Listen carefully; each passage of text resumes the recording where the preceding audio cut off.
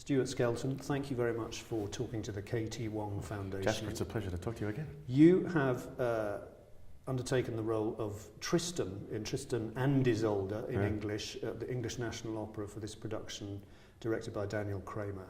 Could you talk about quite what a big sing this role is? Having done it in German just prior to coming here for the run at the English National Opera, one of the things that, even in preparation for it, because you never really know what the preparation is like or how that's going to match up to the performance until you're in it. Adrenaline levels, costuming, lights, all those sorts of things are variables you can't build in until you're actually on the stage. Is that at some point during the third act, your voice will hit the wall. The question is, when in Act 3 it will hit that wall, and once it's hit the wall, how do you negotiate that so your reserves, you can meet out the reserves to get to the end of the show and still make it as beautiful and as sung as possible. So how does the role of Tristan compare with, say, Parsifal, which you've also sung in this building? Significantly longer. The opera itself is probably about the same length, but the role of Tristan is, it's got to be 3 times longer, I guess, in terms of actual time singing. I've never really measured it, to be honest. Parsifal is relatively short, although there are some extended sections, particularly in Acts 2 and 3, but nothing like the challenge that Tristan provides. The set is designed by Anish Kapoor. It is indeed. It's a remarkable thing to look at. It is, isn't it? All 3 parts of it. What about the sort of the requirements of singing on it? Does it support you as a set, and does it need to support you as a set? Let's answer in reverse order. Yes, all sets in Wagner need to support you as a set. There's no way around that. The amount of noise that the orchestra is making is something that you need to have something behind you that helps. Wall, solid, would be nice. So this particular set is really good for that. We've got lots of really solid walls and things that focus the action for us towards the front of the stage, and if they're focusing the action towards the front of the stage, they're focusing the vocal aspect towards the front of the stage as well. Act 3 for me is particularly fabulous because we're within 10 feet of the front of the stage and I'm backed by a solid wall for the entire act, which is really lovely. Act 2 is good, although I've not seen any of this when it's happening. I've only seen the sets when everything's static. But it does look remarkable what they've been able to do with that Act 2 set in terms of the very small amount of lighting I've seen happen from the auditorium. We're in the building of English National Opera, where operas are sung in English. Yes. Does it materially impact on you, the singer, singing Wagner in English as opposed to in German? Yes. And if so, how? Well, the first thing I had to do was take the German out of my head, because I had done it in German previously, just before we'd started. So the German was as fresh as it was ever going to be. It's part of the brief here for the ENO that it's done in English, and I've been doing stuff here now for 10 years. So it's not news to me that it's in English, and it's just part of the job. Does it change the role itself for you if you're singing it? Do you approach the role or feel that you're playing a slightly different character in some way? No. It changes it slightly vocally in terms of the fact that sometimes it's just not feasible to set the same vowel on the same note in English as it was in the German. So you have to make infinitesimal technical changes to make that vowel work as well in English as it would have in the original German. But those sorts of things are not unusual. That happens all the time. You do that in the same language. Big question. Who, for you, is Tristan? Well, I don't know. There's a level at which he's kind of a warrior poet sort of thing. A little bit Parsifalian in that respect, I guess.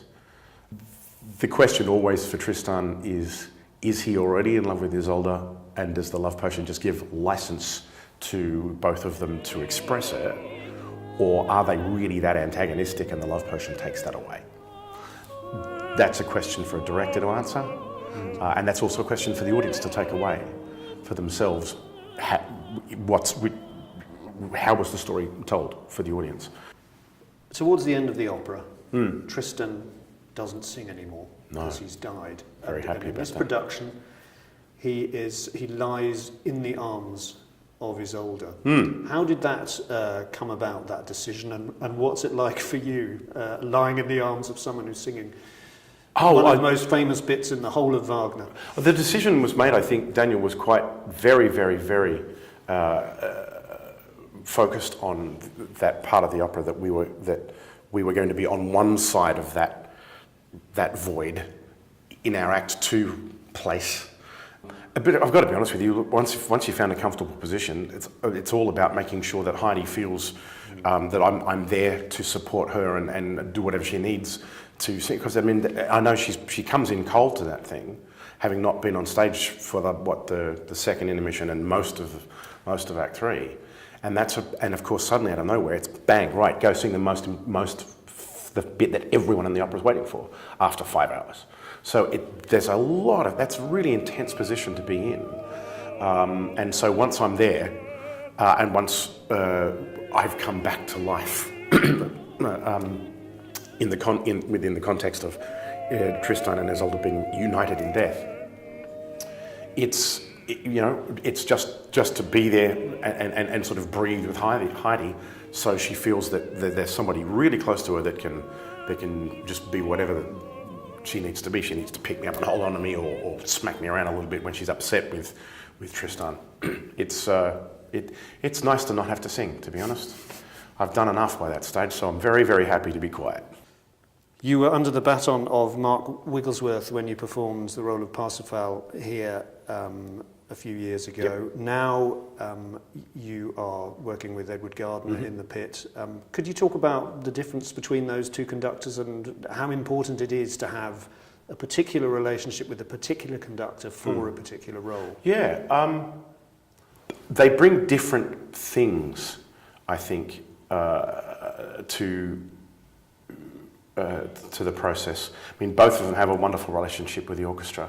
Obviously, Ed's is quite a long-standing relationship. But Mark has been, I've worked with him here with Parsifal and Copacabana. And so there's a symbiosis that you develop with conductors over time.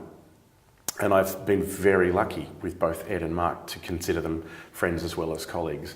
And they're both musicians, impeccable musicians. So they're very different approaches, but both of them make spectacular music.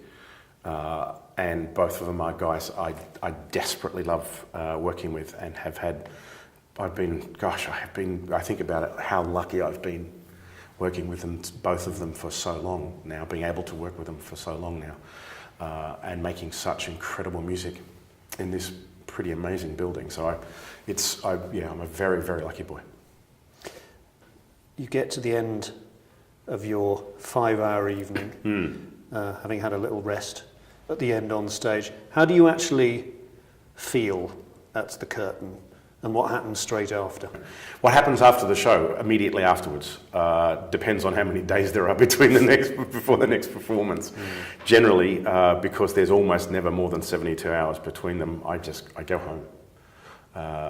Walk past the pub on the corner and say hi to my colleagues and just get myself home, go to sleep. Stuart Skelton, on behalf of the KT Wong Foundation, thank you very much indeed. It's a pleasure to be here again. Thank you.